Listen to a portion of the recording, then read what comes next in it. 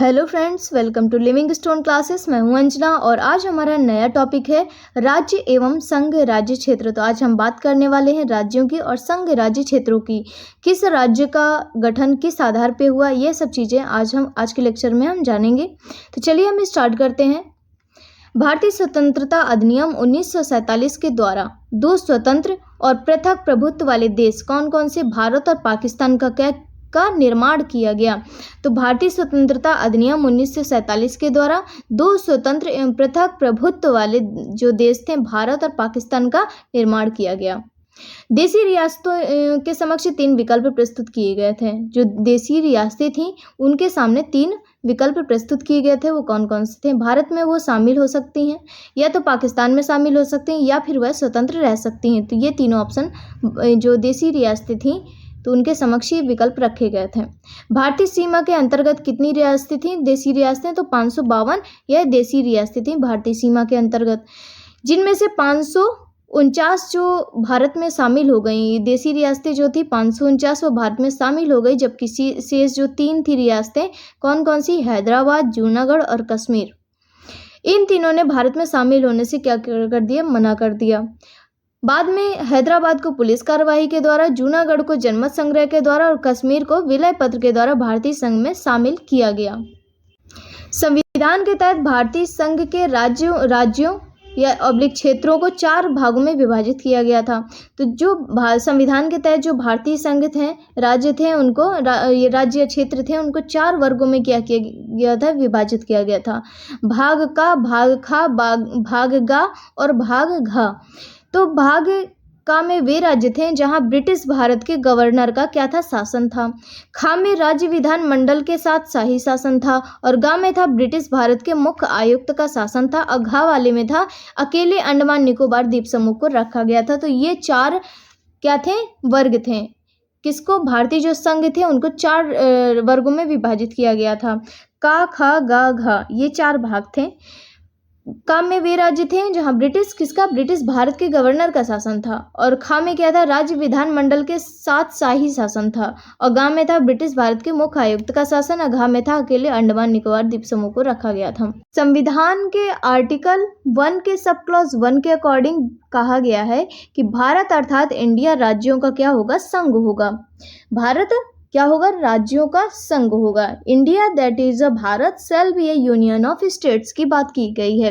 अनुच्छेद 2 में है कि भारतीय संघ में नए राज्यों के प्रवेश या स्थापना की जो शक्ति होगी वो किसके पास होगी? तो संसद की होगी। अर्थात भारत संघ में नए राज्यों का प्रवेश एवं स्थापना जो शक्ति होगी वो किसके पास होगी? तो संसद के पास होगी।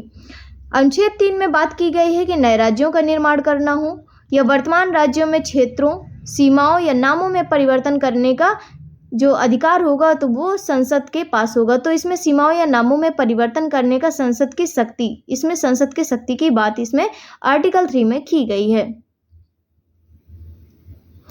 तो ये था हमारा आर्टिकल 3। और इसमें ये भी है कि संसद जो है साधारण बहुमत से नए राज्यों का निर्माण कर सकती है। भारतीय संविधान संसद को यह अधिकार देता है कि वह नए राज्य बनाने, उसमें परिवर्तन करने, नाम बदलने या सीमा में परिवर्तन के संबंध में बिना राज्यों की अनुमति के कदम उठा सकती है। यह भी इसमें बात की गई है। तो इसमें क्या है? संसद साधारण बहुमत से नए राज्यों का निर्माण कर सकती है। भारतीय संविधान संसद को यह क्या देता है? अधिकार देता है वह नए राज्यों को बनाने, उसमें परिवर्तन करने, नाम बदलने, सीमा में परिवर्तन के संबंध में बिना राज्यों की अनुमति के यह कदम उठा सकती है। इस हेतु संविधान संशोधन को अनुच्छेद 368 के तहत संशोधन नहीं माना जाएगा। मतलब इसमें ये बोला गया कि संविधान संशोधन को अनुच्छेद 368 के तहत संविधान संशोधन नहीं माना जाएगा। तो इसलिए नहीं माना जाएगा क्योंकि साधारण बहुमत से किया गया संविधान में संशोधन का जो उल्लेख है वह हमारे आर्टिकल 368 की प्रक्रिया में नहीं है। तो इसलिए यह बात बोली गई है। अब है कि वर्तमान में भारतीय संघ में 28 राज्य, 8 केंद्र शासित या 8 संघ राज्य क्षेत्र हैं।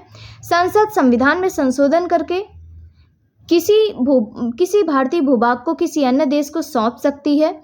जून 1948 में भारत सरकार ने एस के धर की अध्यक्षता में भाषाई प्रांत आयोग की क्या की थी, नियुक्ति की थी। तो जून 1948 में भारत सरकार ने एस के धर की अध्यक्षता में भाषाई प्रांत आयोग की नियुक्ति की थी। इस आयोग ने अपनी रिपोर्ट कब प्रस्तुत की, तो दिसंबर 1948 में पेश की। अभी हमने बात की थी आर्टिकल 368 की, तो ये किससे संबंधित है, संविधान संशोधन से संबंधित है। और यहीं पे हम कुछ बिंदुओं का भी डिस्कशन कर लेते हैं। हमारे संविधान में जो संशोधन है वो 3 प्रकार से किया जा सकता है। पहला है साधारण बहुमत से, दूसरा है विशेष बहुमत से और तीसरा है विशेष बहुमत प्लस आधे राज्यों के अनुसमर्थन से।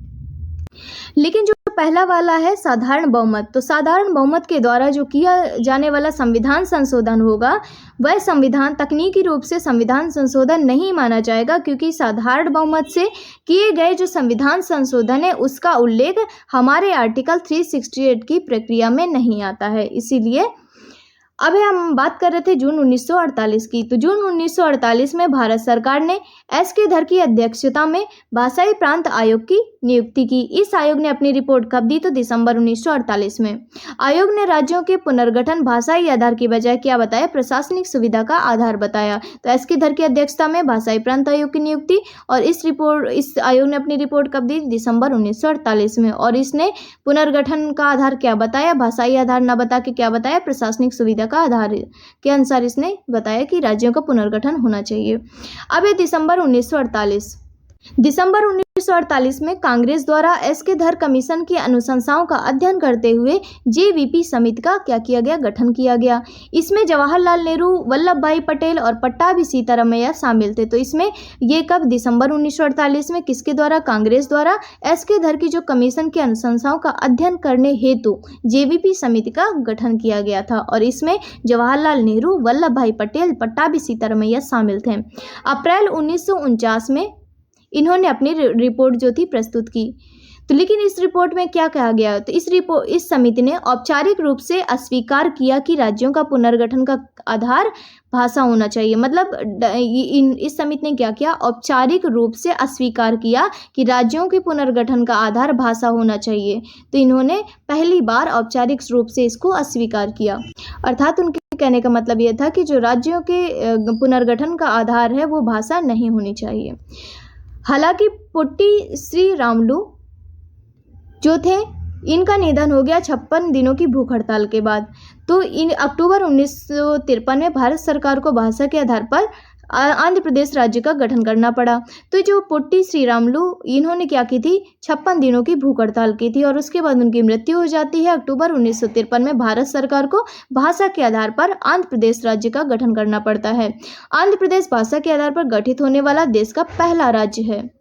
स्वतंत्रता के पश्चात फजल अली की अध्यक्षता में एक राज्य पुनर्गठन आयोग का गठन वर्ष 1953 में हुआ। और इस आयोग के 2 अन्य सदस्य कौन कौन से थे, तो के.एम. पडिक्कर और एच.एन. कुंजरू। तो राज्य पुनर्गठन आयोग का गठन वर्ष कब है, 1953। और इस आयोग के 2 अन्य सदस्य के.एम. पडिक्कर और एच.एन. कुंजरू। इसी आयोग की कुछ अनुशंसाओं को राज्य पुनर्गठन अधिनियम 1956 में लागू किया गया।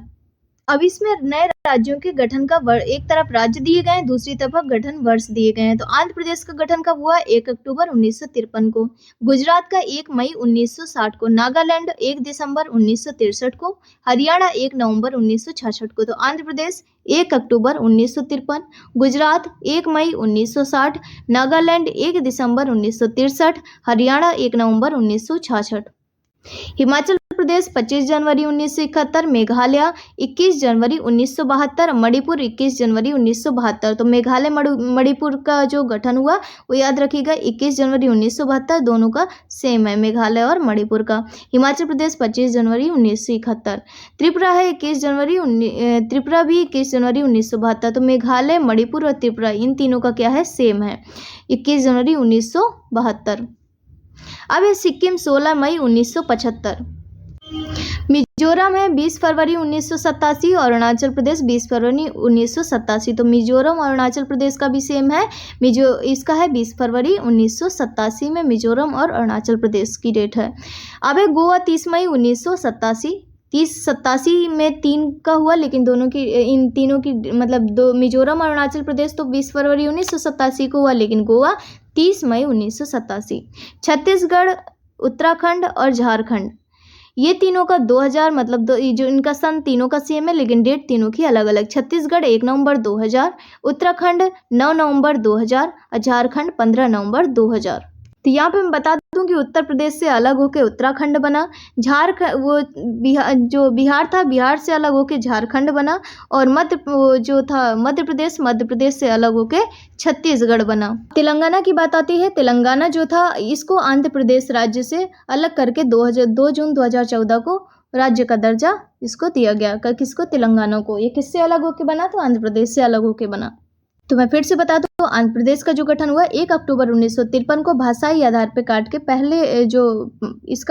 पहला ये भाषाई आधार पर राज्य बना आंध्र प्रदेश। गुजरात जो था, गुजरात की हमने बात की थी, तो बम्बई जो प्रांत था इसको भाषा के आधार पर इसका विभाजन किया गया। मराठी बोलने वालों का महाराष्ट्र हो गया और गुजराती बोलने वालों का गुजरात बन गया। अब है नागालैंड जो था, या नागा पहाड़ी और त्वेनसांग जो क्षेत्र था उसको मिला करके नागालैंड राज्य का गठन किया गया। और हरियाणा की बात करूं तो हरियाणा में क्या था कि 1966 में इसका ये गठन किया गया। और 1966 में क्या हुआ कि पंजाब का विभाजन करके हिंदी भाषा बोलने वालों का जो एक राज्य बना वो था हरियाणा। हिमाचल प्रदेश की बात करें, यह पहले क्या था? यह हिमाचल प्रदेश संघ शासित प्रदेश था और बाद में इसको राज्य का दर्जा प्रदान किया गया। अब है मेघालय, मणिपुर, त्रिपुरा। मेघालय और मणिपुर, त्रिपुरा। मणिपुर और त्रिपुरा की अगर मैं बात करूं तो ये पहले क्या थे? संघ शासित प्रदेश थे, बाद में इनको राज्य का दर्जा मिल गया। मेघालय असम का पहले उपराज्य था और इसे बाद में राज्य बना दिया गया। अब बात आती है सिक्किम की। सिक्किम को 36वें संविधान संशोधन 1975 के द्वारा इसको पूर्ण राज्य का दर्जा प्रदान किया गया। किसको? सिक्किम को। कब? 36वें संविधान संशोधन 1975 के द्वारा इसको पूर्ण राज्य का दर्जा दिया गया। बात आती है अरुणाचल प्रदेश और मिजोरम की। जो अरुणाचल प्रदेश और मिजोरम है इनको असम राज्य से अलग करके बनाया गया। किसको? असम और अरुणाचल प्रदेश और मिजोरम को किससे? असम से अलग करके बनाया गया। और जो गोवा था, गोवा पहले संघ शासित क्षेत्र था, मतलब ये यूनियन टेरिटरी था गोवा, और इसको बाद में राज्य का दर्जा दिया गया। और कब? 1987 में, 30 मई 1987 में इसको राज्य का दर्जा दिया गया। अब छत्तीसगढ़, उत्तराखंड और झारखंड। छत्तीसगढ़ जो था यह मध्य प्रदेश से अलग होकर के बना था। छत्तीसगढ़। जो झारखंड था ये झारखंड बिहार से अलग होकर के बना था। उत्तराखंड उत्तर प्रदेश से अलग होकर 9 नवंबर 2000 को यह राज्य का दर्जा इसने प्राप्त किया। तो इस तरीके, और तेलंगाना जो था यह आंध्र प्रदेश से अलग होकर के 2 जून 2014 को राज्य का दर्जा इसने प्राप्त किया। तो इस तरीके से हमने ये राज्यों के गठन का वर्ष और ये कब किस वजह से अलग होकर बने तो इसका हमने डिस्कशन किया। और इसमें हम बात कर लेते हैं अभी जम्मू कश्मीर की भी। तो 31 अक्टूबर 2019 को जम्मू कश्मीर राज्य पुनर्गठन अधिनियम को लागू किया गया और इसके अंतर्गत जम्मू कश्मीर राज्य को राज्य की श्रेणी से हटा दिया गया और इसे 2 संघ शासित जो प्रदेश थे उसमें इसको बांट दिया गया। कौन कौन से? तो जम्मू कश्मीर और दूसरा है लद्दाख। 26 एक और है बिंदु की 26 जनवरी 2020 को दमन दीव और दादर नगर हवेली को मिलाकर के एक संघ शासित प्रदेश बना दिया गया। किसको? दमन दीव और दादर नगर हवेली दोनों को मिलाकर के दमन दीव और दादर नगर हवेली दोनों को मिलाकर के एक संघ शासित प्रदेश बना दिया गया। तो कब बनाया गया? 26 जनवरी 2020 को। और इस समय वर्तमान में 28 राज्य और 8 केंद्र शासित प्रदेश हैं। दोस्तों आज के लिए इतना ही। इसके बचे हुए क्वेश्चंस हम अगले लेक्चर में कवर करेंगे। तो जाने से पहले आप लोगों से रिक्वेस्ट है कि मेरे इस चैनल को जिसने भी सब्सक्राइब नहीं किया है सब्सक्राइब कर लीजिएगा। और अगर मेरी वीडियो थोड़ी भी अच्छी लगी है तो प्लीज़ इसको जाने से पहले आप लोग लाइक ज़रूर कर दीजिएगा और लोगों में शेयर कर दीजिएगा। मिलते हैं अगली वीडियो में अगली लेक्चर के साथ। जय हिंद, जय भारत।